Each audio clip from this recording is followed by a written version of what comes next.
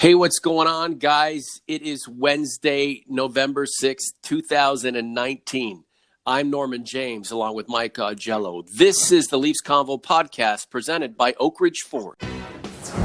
Nathan Jenner from Oakridge Ford. The 2020 models are rolling in, including the all-new redesigned Escape and Explorer. For a limited time, save big with Black Friday specials on all remaining in-stock 2019s. Like a 2019 Ford Edge SEL all-wheel drive, starting at $433 per month plus HST for a 5-year lease with $0 down. Oakridge Ford, where a reputation gets you here and the trust keeps you coming back. For full details, visit oakridgeford.com.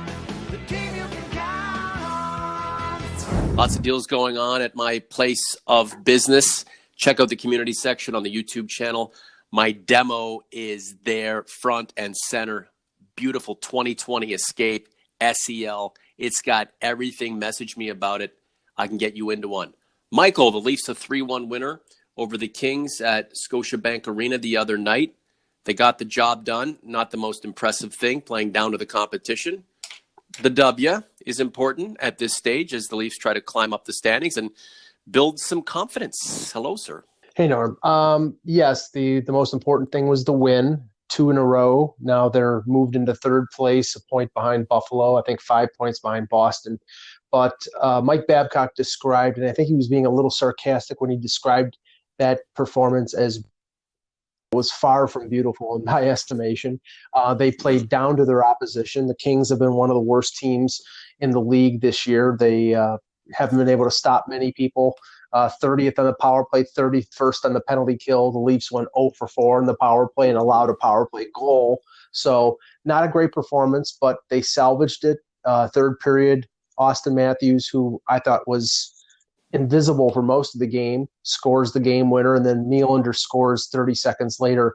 You know, you can't – what's the expression? You can't look a gift horse in the mouth. Well, there's 2 points there, and they got them. But I think this team needs to play a lot better to get 2 points in the next couple games. So Vegas is coming up, then Philadelphia on Saturday, and then the Leafs head into Chicago on Sunday. Lots of activity happening right now, including 8 of the next 10 on the road. Michael, this team, at least with this group, had seemed to do pretty well away from Scotiabank Arena over the past few seasons. Do you think maybe getting out of Toronto and maybe facing a little bit of a different kind of adversity on a consistent basis at this time of the season is going to be good for them? Sometimes a long road trip, it breeds sort of camaraderie of the team getting together. And I don't perceive that there's been any problem with them getting together, but it's simply, a lot of changeover in the roster. Now the impending return of Zach Hyman, you'll have the team together for the first time, the full team together for the first time. And, it's going to be challenging with a lot of road games at the back end of the month of November, but they're going to have to win. And if they go above 500 in those road games, I think they'll be in pretty good stead going into December. But they have to play better overall, defensively especially, and they have to straighten out their special teams. Their power play, I believe, is 20th. Penalty killing is in the bottom 5 or 6 in the league. That just won't cut it. They need to be better on special teams, especially since their power play is their deterrent or intimidation when it comes to teams taking liberties. They have to be better to sort of stave that off. Yeah, the Leafs in the top 10 in goals for, but also among the top teams in terms of goals allowed. I'd like to see this team get stingy, even if it's winning games 3-1 like it did the other night against Los Angeles. I really want to see this team cut down on its goals against. Is the defense situated right now to at least give itself a chance to calm, get composed, and be a supportive structure and a supportive unit for who's ever in net that night? Well, ironically, I think the look of this team in terms of the focus of the defensive problems has shifted from the actual blue line to just an overall team defense. I think their 6 defensemen as playing right now. I know there's been some criticism of the combo of Riley and Cece. I just think Riley has had an off year so far, but Riley and Cece have been. There's room for improvement, but I think that unit's going to stick together. Muzzin and Barry. Barry has got to get on the on track offensively. Dermott and Hall, they're just been put together, but I think that's a good bottom pairing. It's not the defense that's the problem. It's the team defense. And I think the forwards, especially some of the bigger players like Matthews, like Nylander, have to be better two-way, have to be more conscientious defensively for this team to cut down on the goals against. And that is an ongoing issue that Babcock keeps beating into their head, and we'll see if they can change. Okay. That leads me to a question here that, a lot of people want the answer to be a coaching change. I know Mike Babcock is, the pariah when he's not nice to William Nylander. I mean, it's certainly the animosity towards him gets ginned up. Mm-hmm. But if you took him out of the mix and added Sheldon Keefe, forget about him relating to younger players and forget about him, being the head coach that William Nylander would want because they're young, like that means anything.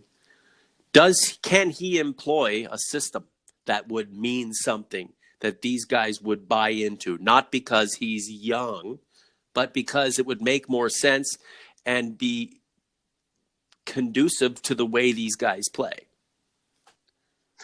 Well, I think Sheldon Keefe, in terms of his approach as a coach in the minors, and it's different when you're in the minors as opposed to the NHL, is you adapt to the strengths of the players that you have. Again, it's the old phrase, when you have lemons, make lemonade. He has offensively gifted players like Jeremy Bracco down there, and he plays them in offensive situations. Now with the Leafs, I mean, you've got a lot of gifted offensive players. I think that they would play in a similar situation to that they're playing right now, but maybe more wide open to take advantage of their ample abilities. But the problem is when you do that, you give up chances going the other way. I mean, in the NHL, you have a ton of talented offensive players, but the ones that are successful, like in Boston with Patrice Bergeron and Brad Marchand and David Pastrnak, is that they play in their own end and they play effectively in their own end. And that's what the Leaf players have to do. And it's simply a learning process.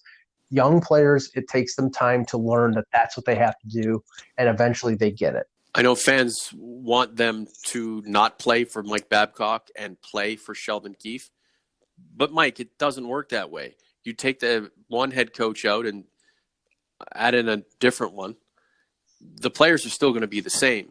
And even if they're a little more excited to play for somebody who's 39 and not in his late 50s, mm-hmm. they're still going to be the same type of players. They're still going to produce in great amounts offensively and lack defensively. You can't all of a sudden become a better defensive player because you like the guy you're playing for. Well, I think the only different approach that, and we're talking sort of fantasy land here, because Keefe is not going to be the coach this year.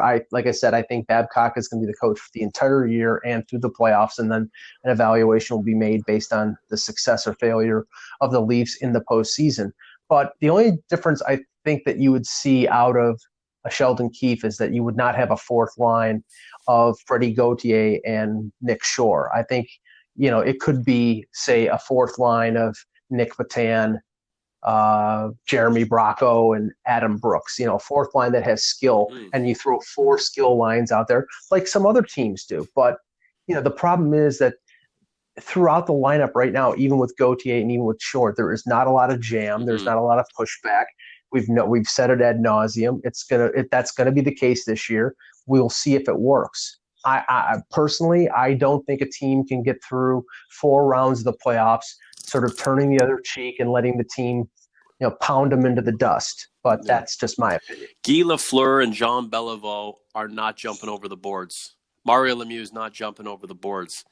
This team has to develop in ways that it may not be capable of developing. Like, it's got a lot of skill, but it needs toughness. And it needs to buy in defensively as a team. I know a lot of fans don't care about that.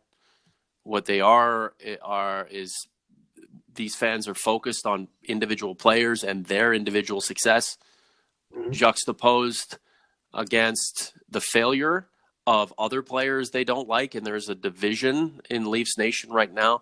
I put out a question on Twitter and in the community section. Would you abandon the Leafs if William Nylander was traded? Twitter went bananas over it. And of course, it devolved into a shouting match between the factions. In our realm, Michael, out of 68 votes, 79% said hell no, they wouldn't abandon the Leafs. 4% said they're gone. And 16% said it's complicated. I get the 16%, the 4% are lunatics. The hell no, well, you know, it's a fun question, but it kind of hits home at the way people are viewing things right now. William Nylander obviously being this guy who took center stage when the impasse ramped up last year and all of a sudden became a pariah in and of itself. This whole idea that, you know, he thinks he's bigger than he should be in reality. And, you know, where does he land in the pecking order? It's too bad because prior to that impasse, Mike, going back to the first Boston series, he was just a guy on the team that everybody seemed to either appreciate or underappreciate. Now he's become sort of the poster child for, you know, mistreatment or overtreatment or pandering. I don't know. Add a couple of cents to this soliloquy, and then we'll get moving. Yeah, he's become a touchstone, no doubt. But the problem is, and you see the ability that Nylander has from what he did last night. After Matthews scores the goal, he takes the puck, give and go with Matthews, and he makes a nice move to score the insurance goal. The ability is there. It's the consistency of effort. You've got, you know, he's capable of that, but then he's also capable of doing a flyby on Travis Sanheim's goal in Philadelphia. That's the overall problem with this team is consistency, is level of effort. They're so talented, but I think sometimes they take it for granted. And he is sort of the poster child of that. Mm-hmm. Can Nylander be a difference maker? Yes, he's got the talent to do it. He's got the ability to do it. It's whether he does do it. And that's what we'll have to see. Remember, his fans see what they want to see, and they see effervescence in everything he does. And people who watch the game a different way don't agree. I don't think that argument will ever be settled. Will William Nylander become his father? Because if William Nylander is Michael Nylander, that's not good enough. The way this guy is built up by his constituency, he shouldn't be Michael Nylander. I mean, he's got to be better than Alexei Kovalev, for goodness sakes, right? And time will tell if that's indeed the case. Any last thoughts, Mike, on what the Leafs have done over the past two games, both wins, and what you think they're going to do over the next little while? Well, it's going to be a tough contest against Vegas. Vegas is a really tough team, deep. I'm sure we're going to see Marc-Andre Fleury tomorrow night, who's one of the best goaltenders in the league.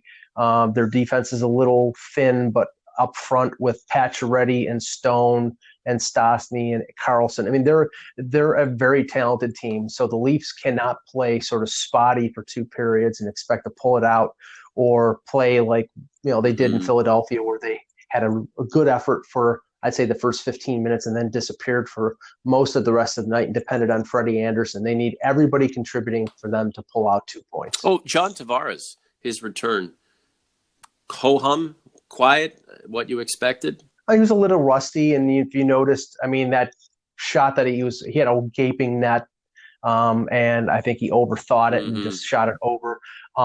You could see that he's still a little bit affected by the recovery from the finger injury, because he dropped his stick a couple times, which normally he does not do. But, they need him in the lineup. He may not be at 100% for a while, but better him in the lineup than not in the lineup. Oh, Leafs Nation. Will we ever coalesce, get on the same page, and just enjoy the Maple Brothers for what they can bring? Time will tell. Visit oakridgeford.com. Oh, one last thing. If you have any comments or questions that you want us to answer, you can ask them in the comments underneath the post, but you'd be better served to add those comments and questions to our community platform. It's right there in the tabs, home, videos, playlists, community, channels, about. Go to community, leave your questions there. That way I can see them and we can get to them. And then Bob's your uncle. Do you have an Uncle Bob, Mike? No. No, I don't. No, you have an uncle. You have an Uncle Tony and an Uncle. I have. Come on, give me some Italian. Let's see, Uncle Tom, Uncle Louie, Uncle Sam. So yeah, lots of uncles. The Jellos. They own Western New York, or at least they did. Michael, have a good one, buddy. Thanks, Norm.